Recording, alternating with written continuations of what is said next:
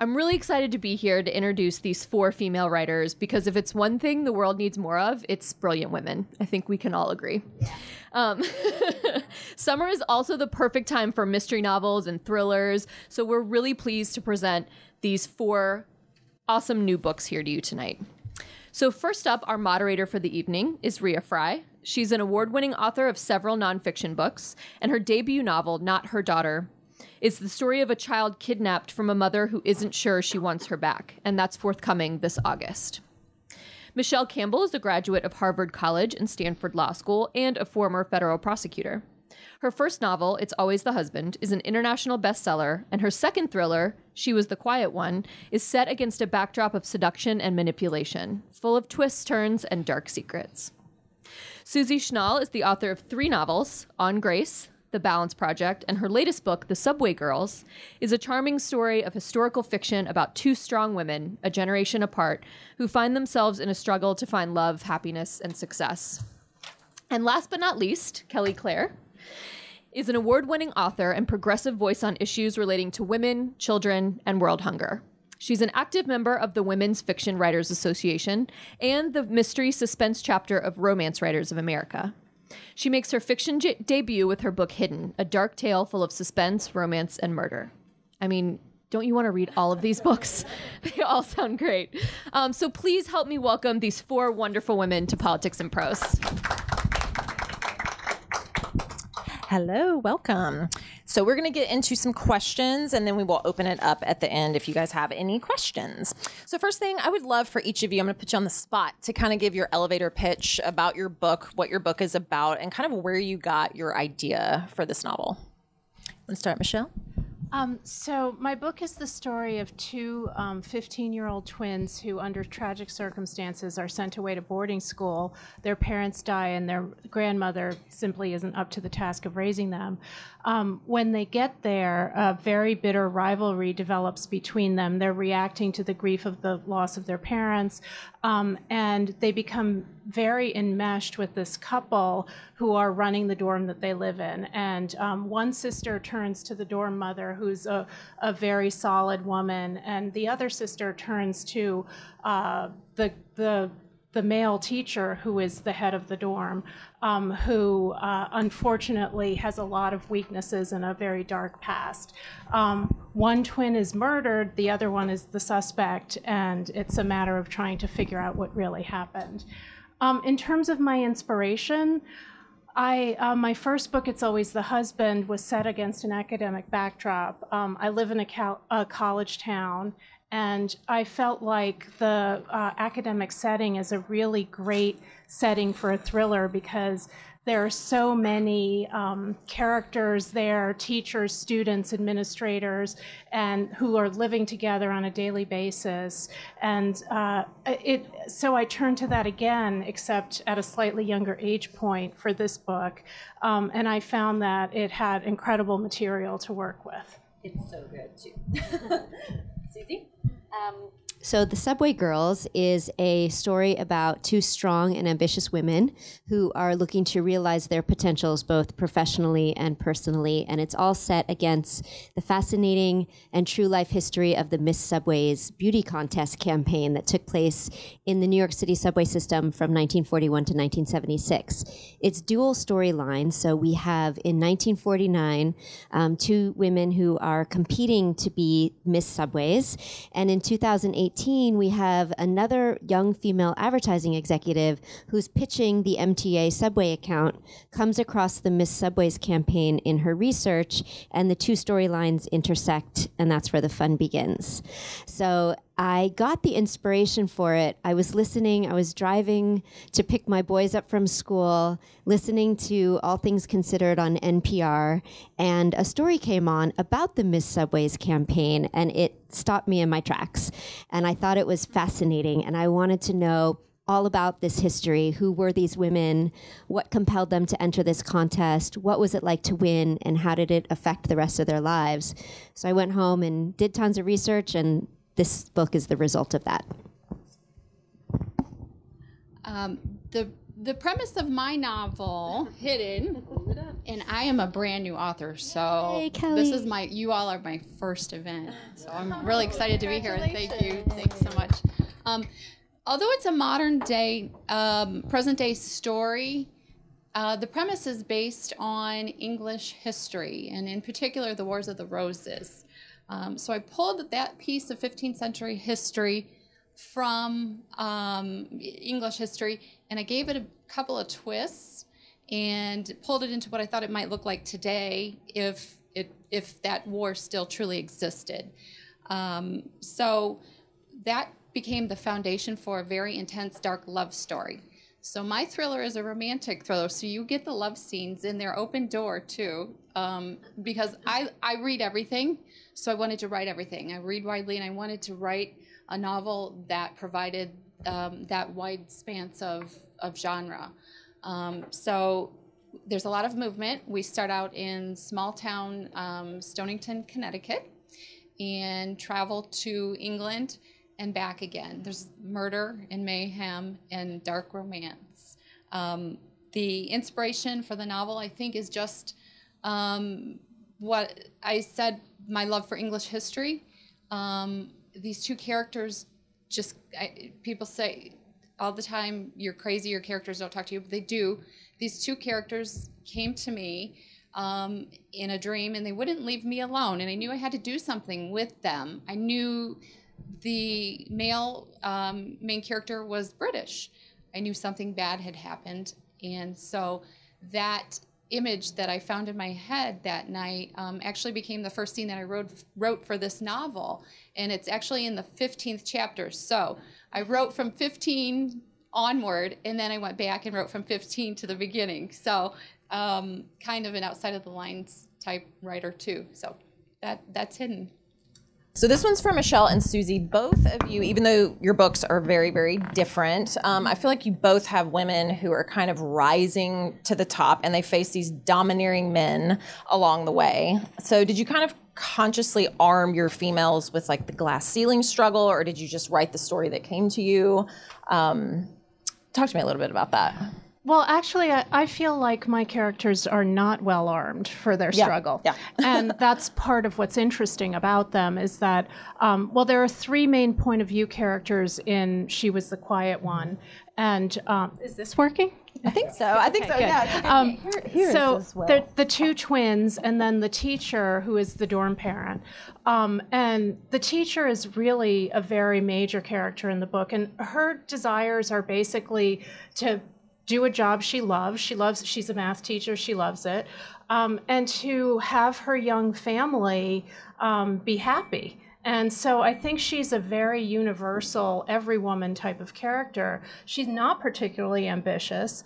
Her husband has a lot of dark secrets, and she is somewhat naive to what's really going on with him. There are rumors going around the school that he's having an affair with one of these young girls, and she has to take in this information and figure out what to do about it in this context in which they're essentially living in a fishbowl. And, she doesn't deal with it well, because if she did, there wouldn't really be, much to talk about. The two twins, one of them is very ambitious and academic and would do very well if not for all of the drama going on around her. And the other one is kind of a mess. And,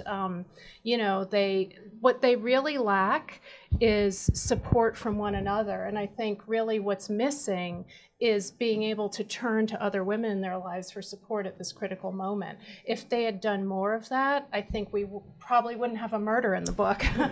Very true.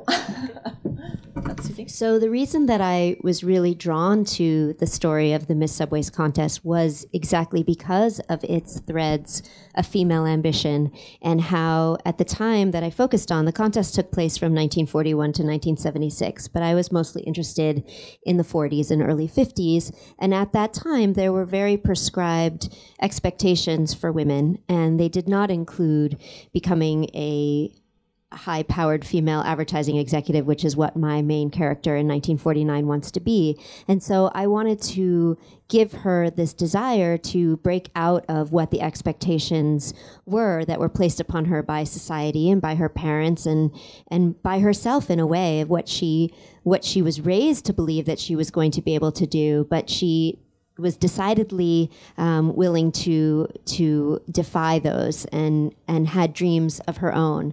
And the reason that I did dual storyline was because I wanted to juxtapose that with how women are facing their ambitions today and how it's such a very different thing these days and still very much the same. You know, we are able to dream bigger for ourselves and what we can be professionally and personally, but a lot of the time we're up against many of the same challenges. That stuff has changed and hasn't changed. And so I wanted to unpack that and parse out the threads of that and compare those two time periods and how women are able to break out of those prescribed notions for themselves. Awesome. You did a great job with it. Such a fun story. Okay, Kelly, this one's for you. So I've never read a romantic thriller before I read this book. I was like blown away by this genre. So you said you read everything, but was this something that you purposefully put together? Like you wanted to take the romance and the thriller and put them together, or did it just kind of happen organically? It's very organic for me. Okay. I'm a storyteller. I've been a storyteller since I was knee-high. I spent the summers at my grandmother's house telling stories to the other children on the front steps. And just great adventures, you know, I don't know where they came from. So it was very organic. It was a story I wanted to tell. I didn't know where it would fit on the bookshelf because I really enjoy everything in my books. I read every night. I have to read every night. I wanted to write a novel that way. You know, they always say, write the book that you want to read, and that's what I did. And it wasn't until we were well through the editing process that we realized that we had a romantic thriller. Awesome. Okay, so suspense. I want to talk about suspense a little bit. Even though Susie's book's not a thriller, I still think in every book there's an element of suspense to want to know what happens next. But do you have specific strategies that you use for building suspense in your novels? Or if there's a big reveal at the end, is that something you really plan out? Or again, does it just kind of happen when you're writing on the page? Well, so my book actually is a thriller. That's what it would be called. And I like to put my cliffhanger at the beginning. So I started this book with a girl who's locked in a room in the infirmary at her boarding school because she's suspected of having murdered her sister. And so you know there are two sisters and one dies. You don't know which one dies and which one is the suspect. And so I think the stakes are very high right from the beginning. And I always like to do that and to let the audience, the reader, know what is going on right from the beginning rather than let's work into it slowly, because I really do feel like, you know, people want some impact and they want that suspense from the very first page. And a reason to read. So, and then I do some of the shifting points of view. So certain characters know things that other characters don't. So you can be afraid for a character because you know that somebody has designs on them or, you know, dark plans for them. And I also do some shifting timelines, which, well, Marilyn Stasio says that this is very trendy, which I think it is. You know, I do think that people like Gillian Flynn started out with this multiple viewpoint, and Leanne Moriarty. But I think it's because it serves a purpose, which is that you'll get your facts little by little, and you kind of have to then go through the task of figuring out the mystery for yourself. And I think readers really enjoy that. I agree. So yeah, so this is definitely not a thriller. It's thrilling, as somebody said, but it is not a thriller. It's thrilling. But that being said, I still had to weave some twists and turns in there just to raise the stakes and create some tension. And what I found interesting was because my storylines are 1949 and 2018, but they intersect at some point, was trying to figure out when the reader should know certain things about each character.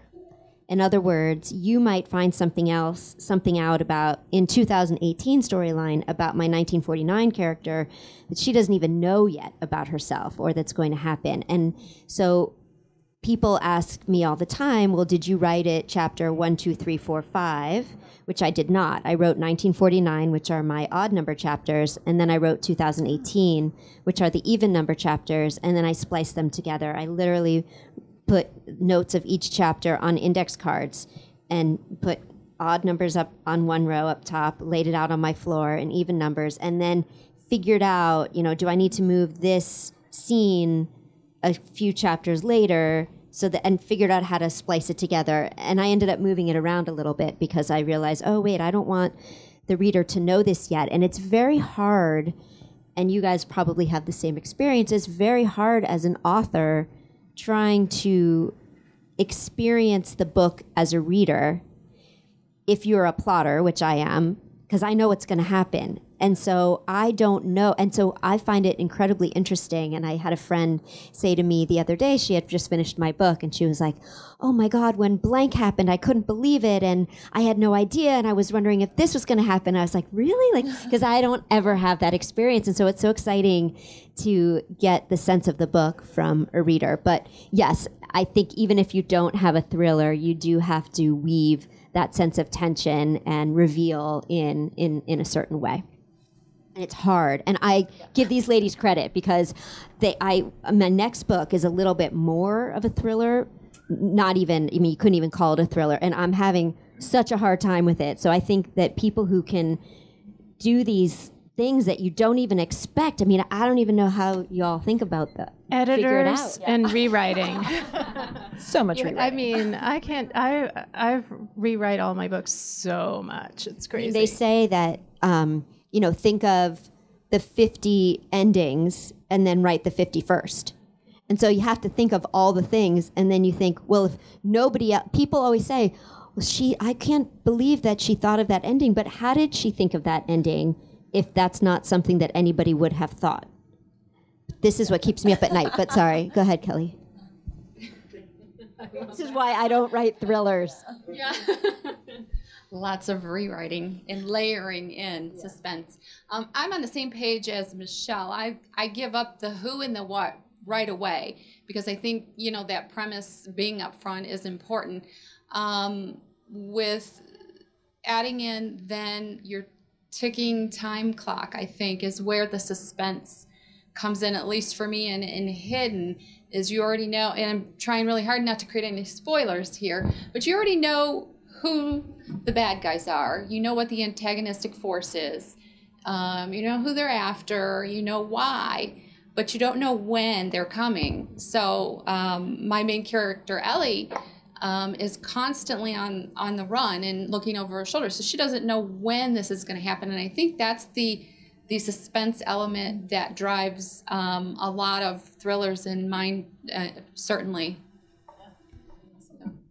Okay, I want to talk about setting for a second because I feel like that's so important in a book. And I went to an author event with an author who just released a book, and he set his book in a fake town because he said readers always challenge him on if he puts it in a real town, then they'll be like, oh, it doesn't take 20 minutes to get from A to B, and they give him a hard time about it.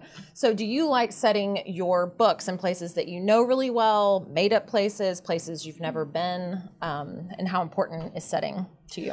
Well, I think setting is incredibly important in a book, and characters play off setting and plot plays off setting. So, and having a well-realized setting makes your book so much more real to the reader. Both of my books, as I said, are set against these academic backdrops, partly because I was in school forever. I loved school. But they're both set in New England, where I've lived a lot of my life. And they're both set in fictional places. And the reason for that is that not so much that I'm worried about people challenging me, I'm worried about people thinking that I'm writing something that's true when it's really fictional. I recently had at a book club a woman I knew slightly confront me and think that two characters were based on her and her ex-husband. I mean, she wasn't mean about it or anything, but she believed it and it wasn't true. And that really threw me for a loop. And the reason I set places in fictional schools is because I loved my schools and I want murders to happen in the schools. So I don't really want my, former teachers or the people who are running these schools now to think that anything is about them. So I make it up. Now the problem is you make it all up and people still think it's about them. So I don't know. Have any of you read From the Corner of the Oval by Beck Dory Stein? I know she was here last week or something. It's a great book, but the very front page, the dedication says, if you think I change names and I change this, and if you think this is about you, I refer you to track 3 of Carly Simon's, whatever, So anyway, I set my books all in New York because that's where I live. And the reason that I do that is because I want authenticity. And I think especially for historical fiction, authenticity, and this book is half historical fiction, half contemporary fiction, but I really, really, really wanted it to be accurate. And I know New York, and I grew up in California, and so my first 2 books have some California, some Los Angeles in it also. But mine are all New York, especially because Miss Subways was a very New York thing. So that's why I chose New York City. And you kind of can't go wrong with New York City. There's so much of it to offer. But I also set my first book and my next book, my 4th book, are also set up in Westchester County, which is where I currently live, which is the suburbs just north of New York. I love to play with setting as a character. All of the settings in my novel are real locations, though I've fictionalized them. And by that I mean, for instance, Stonington, Connecticut is where the story begins and ends in Heighten, but I made it really creepy. You take that small town, you've got a pier. What's creepier than that? The only setting that is not a real setting in my novel is a country estate in England. I created that because I didn't want anybody to come back to me and say, that's my house, why are you writing about my house? So I gave it, its own name. I created the estate. But otherwise, every other setting, and as I said, we moved from the US to England and back again, they're all real settings. Hey, research. I would love to talk about research. And Susie, I know this was huge for your book. It's an historical novel. But for you both have murders. Did you do any research around that and kind of like the technical logistics of murders, or did you just write whatever you wanted to write? Well, I was a federal prosecutor, yes. So I've So you've seen it all. I've sat down with people who have killed people and talked to them about it. Yeah.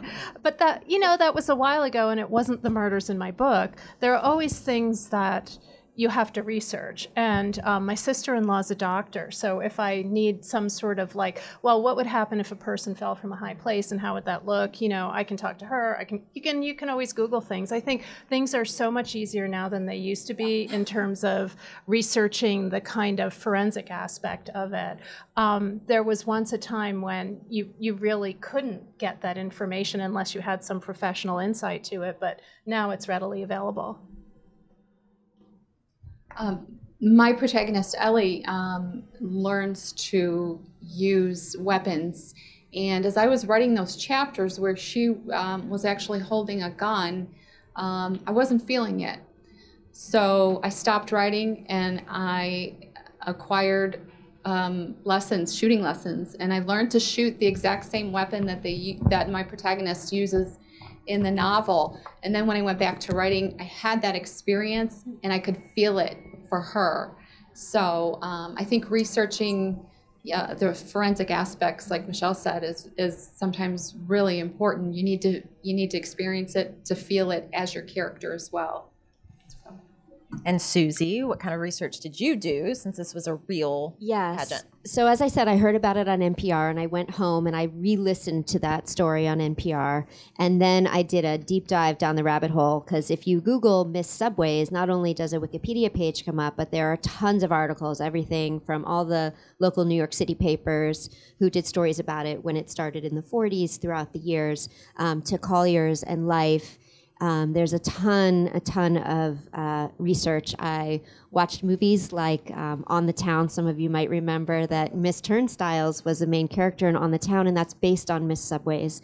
I went to the New York City Transit Museum because all the subway cars down at the bottom of the Transit Museum in Brooklyn have original Miss Subways posters on it. There's a restaurant in Times Square called Ellen's Stardust Diner. Has anybody ever been there? Well, Ellen was, is that Howard? Yes. Hi, I've been looking. I was like, is that Howard?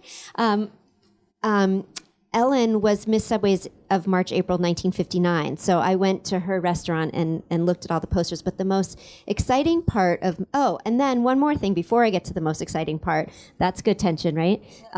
Is, see, I'm learning, thank you, is two women, Amy Zimmer and Fiona Gardner, had also been curious about the Miss Subways campaign, and they researched, created a coffee table book called Meet Miss Subways. It's available on Amazon. It's fantastic. It's got a ton of research, but what they did, there were 200 winners from 1941 to 1976. Amy and Fiona tried to locate all of them, found 41 of the women, interviewed and photographed them all. And there are about 3 or 4 big pages on each of those 41 women chronologically. And so I was able to read that, right? It's so interesting. Their stories are fascinating. And it gave me, as I said, when I heard the story on NPR the first time, I was like, who are these women? What compelled them to enter? How did that affect their lives? And these little vignettes of each of these women gave me the answers. And that's how I created composites of my characters, and that informed the story. But the most exciting part of my research was when I actually spoke to some of these women. And I interviewed 5 former Miss Subways. My earliest one was, I think, from 1946, and the latest was maybe from 1952, one of whom I went to her house, and I asked them all the questions that I had, and their stories were fascinating.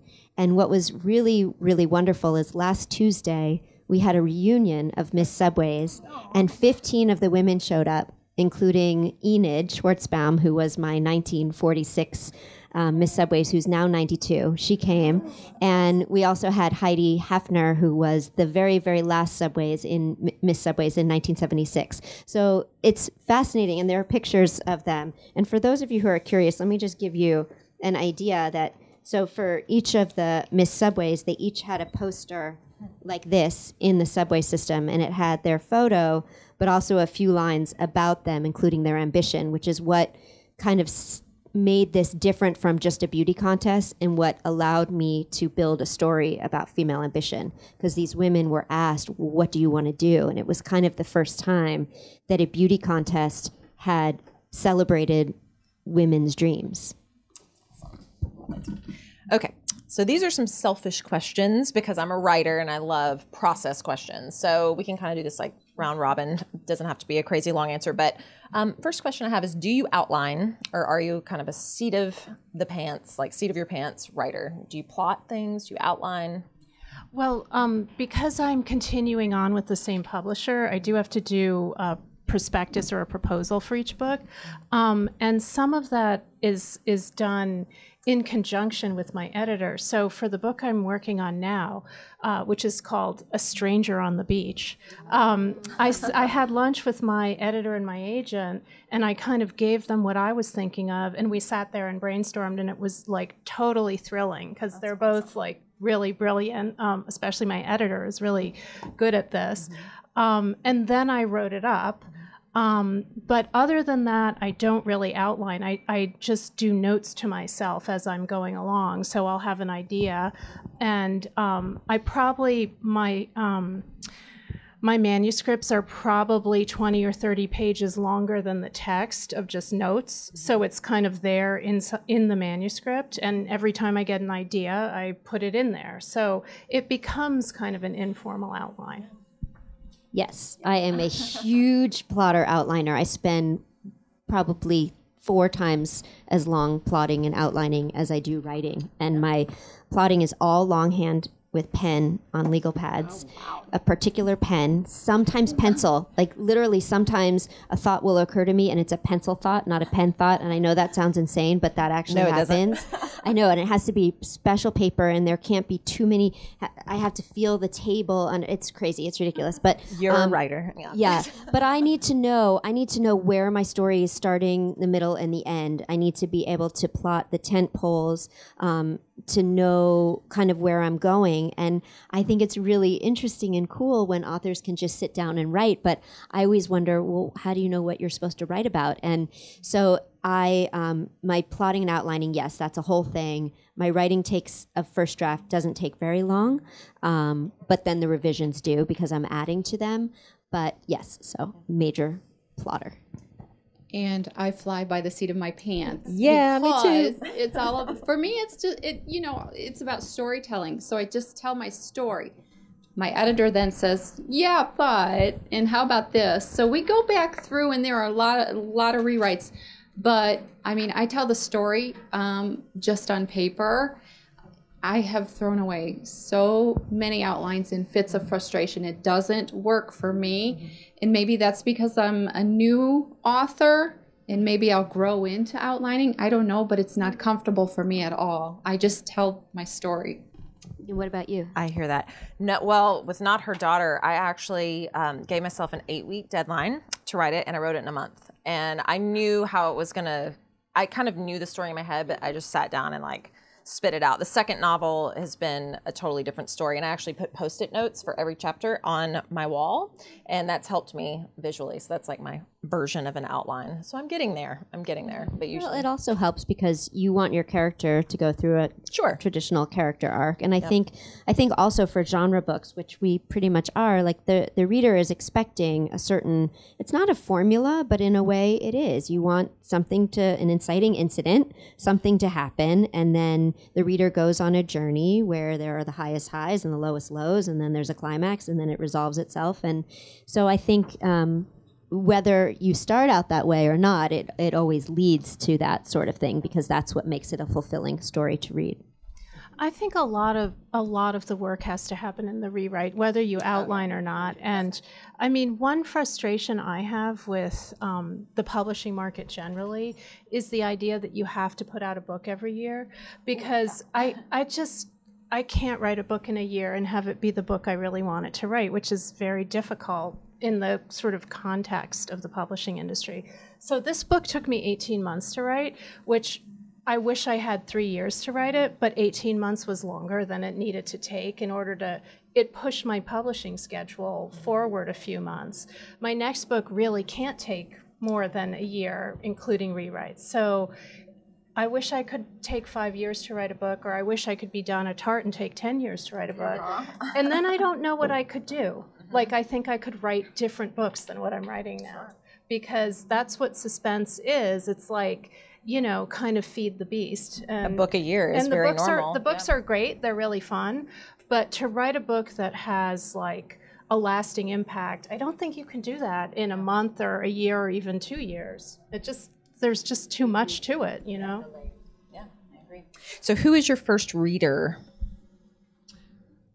For me, really, other than myself, which I read my books, like, I rewrite as I go, and then I rewrite a million times over, so I read my books so much. But the only other person whose opinion really matters is my editor. And there's sort of no point in getting criticism from anyone else. And she's also the best critiquer that I've ever encountered. So my husband reads my books like months after they come out. For my first 2 books, it was my husband and a few friends who, and I don't do this anymore, but for my first book, I was feeding them chapters at a time, which now it sounds crazy to me, but the book that I just wrote, which is my 4th book, which isn't this one, it's the next one, straight to my editor. Yeah. Because you're right, it's the only opinion that counts. Once you start getting opinions from this friend and this husband and that husband, however many you may have, like, it just doesn't matter because they're all going to have different opinions and you can't listen to them all. Yeah. Right. For me, it was my editor also. I wrote my book in secret. My family didn't even know for many months that I was writing a book. And then, of course, when I told them what I was doing, everybody was like, we want to read it, we want to read it. I'm like, nope, I cannot handle that pressure. It's going straight to my editor. And I've since loosened up. My second novel is written, and I'm working on the third, and my best friend gets to read them now. So awesome. So what's the most exciting thing that's happened to you since you've been published? We're all like, gee, it's actually, it's hard. It's not, well, I'm very excited about the fact that I got reviewed in the Sunday Times Book Review by Marilyn Stasio. So awesome. And so that for me is something, I've been reading that column probably since she's been writing it, because I always turn to the book review first on Sundays. So that was a huge thrill for me, and it made me kind of feel like I've arrived as a writer. That's awesome. For me, I think, and I'm just kind of coming up with this as I speak, so I don't really know how it's going to come out, but my career really started slowly, and I was with a smaller house for my first 2 books, and I have 3 answers. My first was getting representation from a literary agent. That was kind of everything I'd always dreamed of, because it was just everything. And then when that manuscript sold to St. Martin's Press in a 2-book deal, I couldn't have imagined feeling any more wonderful. Like, I still don't think I'll ever feel the way that I felt when that happened. And then the third thing, it's interesting, because last night I spoke at a bookstore in Brooklyn called Books Are Magic, and they have a mural on the side of their wall. And if you follow me on Instagram, Susie, sorry, I'm not meaning for this to be a shameless plug, but it's Susie Orman Schnall. You'll see the picture of me against this mural of Books Are Magic. And I kind of remember when I had first started off as an author with my little book that I, couldn't get an agent for. And I would look at other authors and was so envious, happy for them, but envious. And could I ever have a career like that? And now I feel, like I'm living my dream. And so it's it feels very good. I'm going to go into mom mode, because I think the most exciting moment for me in this publishing journey with this novel was the day that I walked into my daughter's classroom and heard her telling her teacher how proud she was of her mom's book. And that just melted my heart, and that made every bit of the blood, sweat, and tears that went into this book. And writing a book is a hard job, right? It's a hard job to finish a book. That made it all worth it. I guess I have a second one. I'm going to be like you and give them a list, maybe. I'll just go with 2. The second most exciting time for me was when my editor called me and she said, "This is a real book. We're going to publish it." Oh, that's awesome. So exciting. Awesome. So if you could write any other genre, what would you try? I'd probably write historical fiction, like what Susie's doing. I love history, and I actually have a book that I want to write. So if this, doesn't go anywhere, I have a book I want to write that's actually about my husband's family. 2 sisters, one got out of Nazi Germany and one didn't, and the dynamic between those sisters. But I think that book would be a project that would take years and isn't really kind of on the trajectory I'm on now, but it's kind of in the back of my mind to do someday. Clearly a thriller, because I would love to know how to do that. So that's my answer. Brittany and I were talking about this earlier, and I'm not sure how to answer that. I like the lane that I'm in. It's different. It's a little new. And I really like being in this lane right now. If I had to choose another genre right now, I think I would say epic fantasy. I would love to be George Martin. That's what I thought of right away when you said your book is based on the War of the Roses, because that Game of Thrones is based on the War of the Roses. Yes, yeah. We both did that, kind of stole that concept in a very different way, though. But love George Martin. Okay, so what advice would you give to aspiring writers who want to one day be where you are and get published? Like, what advice, if you could kind of sum it up in a sentence or two, would you give writers? Finish the book. Finish the book, right. Well, the way it was told to me was that writing has to be one of the top 3 things in your life. Like, you can have a day job and you can have a family, but writing has to come next. So if cycling comes next or baking, you're never going to really make it, because you basically have to devote all your free time to it beyond what it is that you have to do every day. Yeah, I agree with that. It's just do the work. It's really, people say, oh, I want to write a book. I'm like, yeah, well, I want to be a brain surgeon. But you can't just, do it because it sounds like fun. You have to do the work, and it is work. You have to research the publishing industry, and you have to subscribe to the trades, and you have to know how to write a query letter, and you have to take a course, and you have to take another course, and you have to meet authors and understand how it works. It's not just writing a book, and you have to do the annoying marketing, and you have to put yourself out there, and it's a whole thing, and it's great, but you have to do the work. Yeah, I agree. It's all about doing the work, finishing the book. You really have to love writing, I think, in order to finish multiple books. It's easy to do a one-off, but to keep going, I think it has to be a passion. And for me, that's what it is, and putting in the work.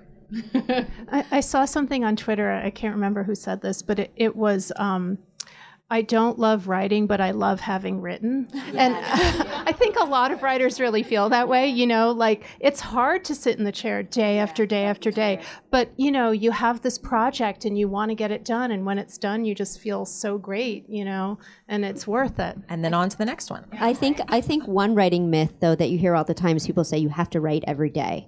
And I think that, yes, you can write every day, and that could be your path. But I think if you don't write every day, it doesn't mean that you can't have a writing career. I think processing is important, like taking time to step away from it to process. And I think it's very cyclical. I don't write, like right now, I have a revision due in November 1st, but I'm not even starting, like I've put that off. I haven't worked on it since June, because I'm in book launch mode, you know what I mean? And then I'll go into writing mode, and then you go into some other mode. And so, I think it's very hard to do. And I think what you're saying, this book a year thing, you're constantly marketing, because as soon as you're done with book tour for book A, you start book tour for book B. And when do you start writing book C? It's very, very tricky.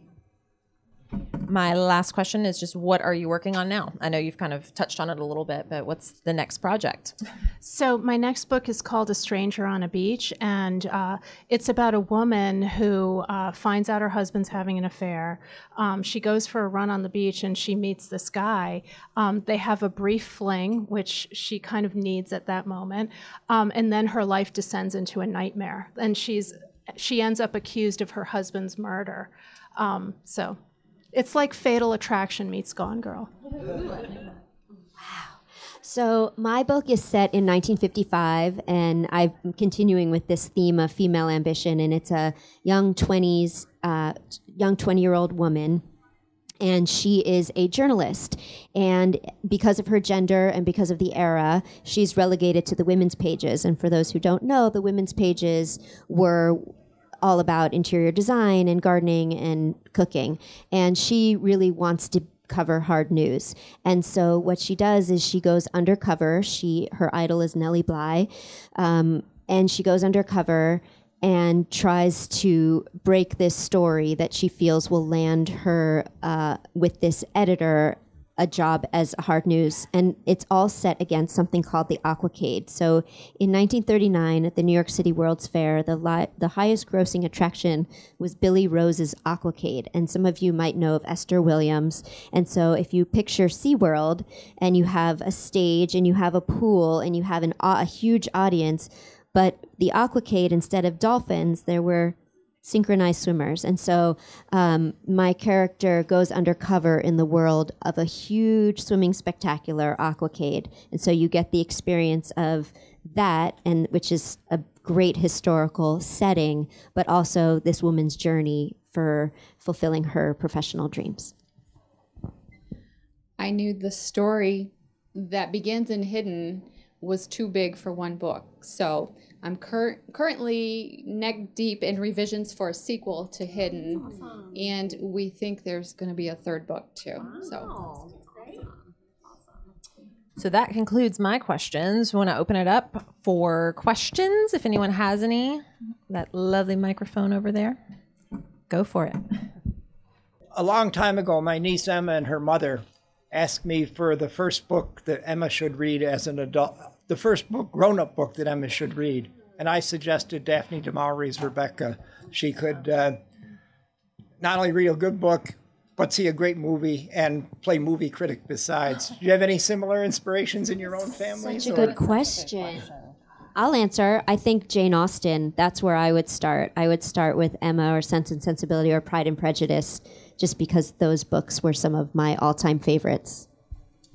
Well, I'll second Rebecca, but I also want to put in a plug for a book that's just out recently that is getting compared to Rebecca, and that is The Death of Mrs. Westaway by Ruth Ware. I don't know if you've read it or not, but I just loved it. It had that Gothic feeling and that kind of classic English setting and that kind of intense suspense, and I think it's appropriate for all ages. I agree. I read it and I love it. It's one of my favorite books right now, comparable to Rebecca. We're living in such a heyday, it seems, of brilliant fiction. So I wish your editors would allow you to slow down, because who can keep up with all the wonderful books to read? I agree. Amen. I have a stack this high to We read. were talking about that too. We can't. And you talk so credibly about what hard work it is and the sacrifice and the pain of writing. But there must be something really gratifying. In the process end. itself. Well, I mean in the process itself. I mean to be able to Yes. to be able to develop your imagination and put it in words. So I read something that resonated with me that Paul Simon said about composing music. And he said that at its best, it's like taking dictation, essentially from God, you know. And I do feel that, and I don't want to make it sound like, even though it is really hard work, it's also really joyful because you are creating these stories that seem to live on their own and live in your mind, and the characters really come alive. So part of the reason I don't outline, and I do outline, but part of the reason I don't outline copiously is that I'm leaving room for that magic to happen, where the characters come to you and let you know that they have secrets or that they have,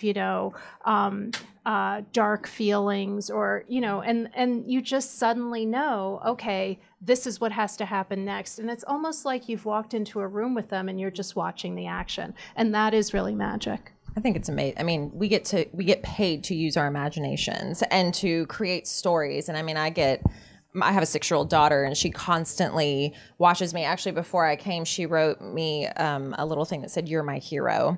And I mean, she wants to be a writer as well. And it's just such a fun job. I mean, it comes with a lot of other things, but I can't think of doing anything more fun.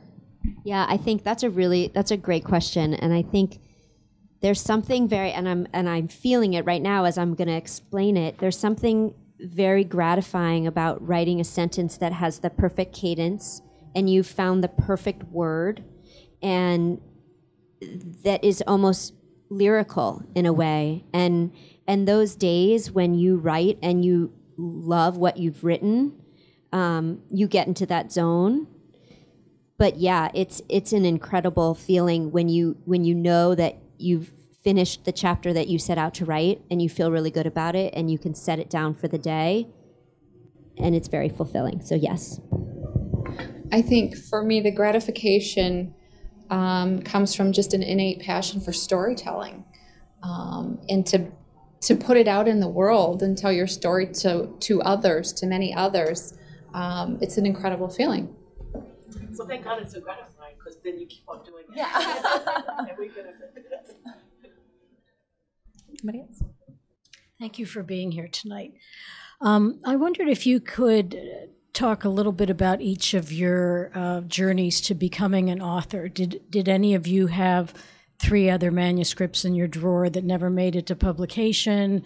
How did you, what happened before you got that first book published? And by the way, you were talking about your characters and being pantsers versus outliners and whatnot. And one time, you know who Laura Lippman is. One time I went to a talk she gave, and I asked her if she outlined or if she was a pantser, and she said, there's an old expression, if there's no surprise for the author, there's no surprise for the reader. So she's definitely a pantser.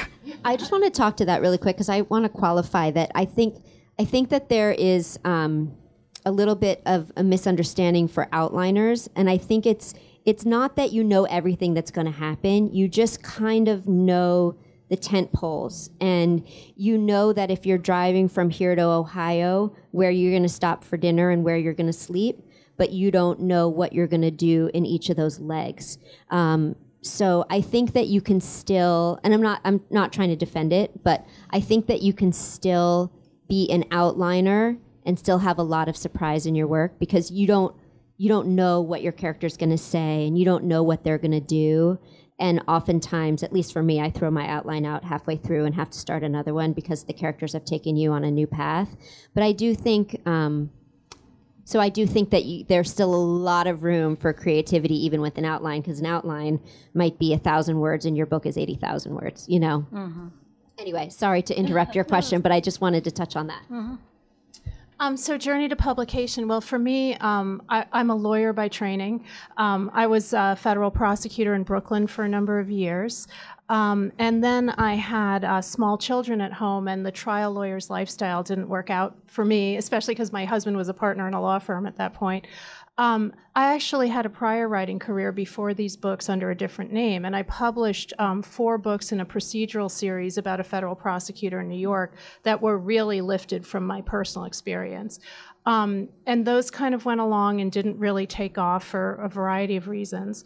I went back to teaching law, and then I always missed the writing. So I have a book that never went anywhere that I worked on for years that someday, I'm going to pull it out and figure out how the second half really needs to go, And then I decided I wanted to write domestic suspense or domestic noir, or whatever you want to call it, these thrillers that are kind of that really spring out of relationships, because I wanted to dig into something in a more literary way than the legal thrillers I'd been writing.